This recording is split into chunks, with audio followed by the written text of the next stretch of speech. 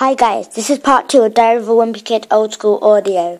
Watch out for part 3. Hope you enjoy and please subscribe and smash that like button. He was growing up. In the summertime, kids played outside all day until they got called home for dinner at night. Well, that's pretty much the opposite of the way my summer went this year. I spent July and August at film camp, where all I did was watch movies in an air-conditioned cinema for 8 hours a day.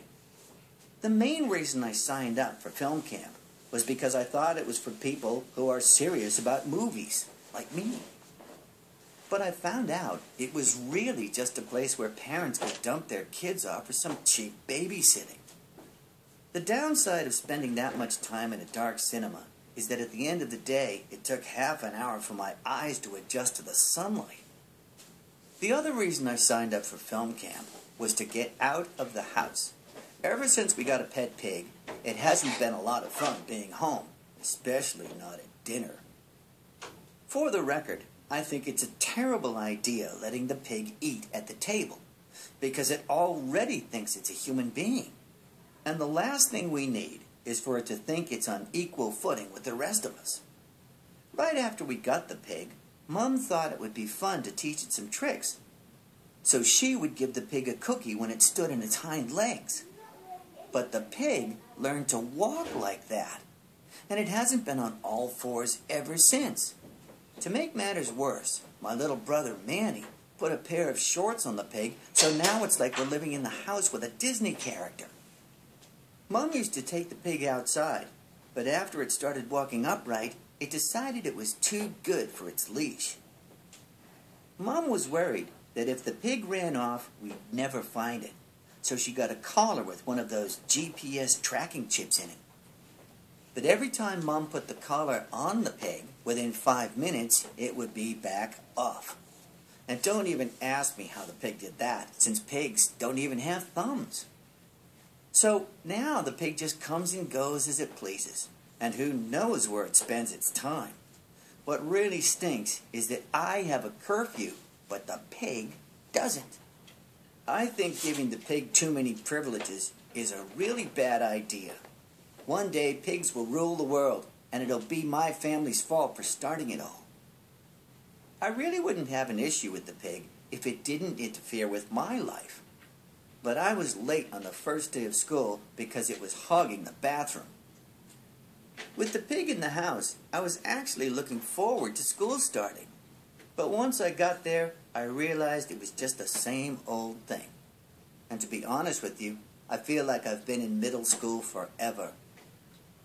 I needed to mix things up a little, or I was going to go crazy.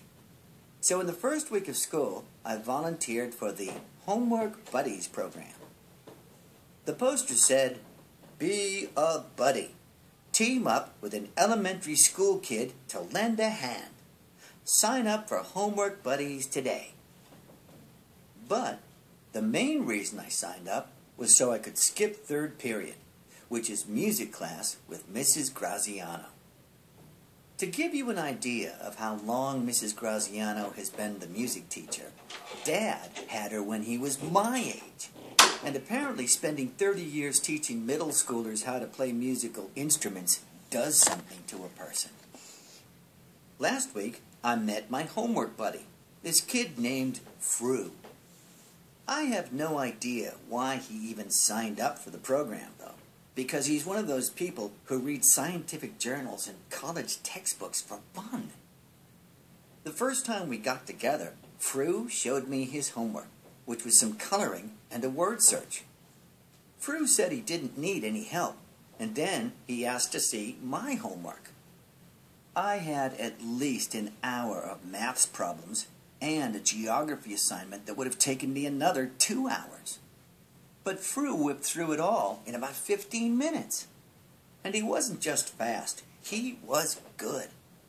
I turned in the assignments the next day, and when I got them back from my teachers, I had perfect scores. At first I felt a little bad about getting help from a third grader, but then I realized that homework buddies are supposed to help each other out. So now, whenever me and Fru get together, I just hand him a pile of assignments and let him do his thing. The way I see it, This is working out for everyone. My only complaint about Fru is that sometimes he's too helpful. He's been getting bored with my homework, so he started making up assignments to challenge himself. The other day, he wrote a paper and attached it to my regular homework for extra credit, but luckily, I checked it over before handing it in. It was called Detecting Commutative Permeability in Physics. For a while, I was just glad to be getting some homework help, but recently I've been thinking that since I'm the one who discovered Fru, I deserve some kind of credit if he goes on to do big things. Well, that's it for now. Watch out for part 2 and subscribe and enjoy. Thank you.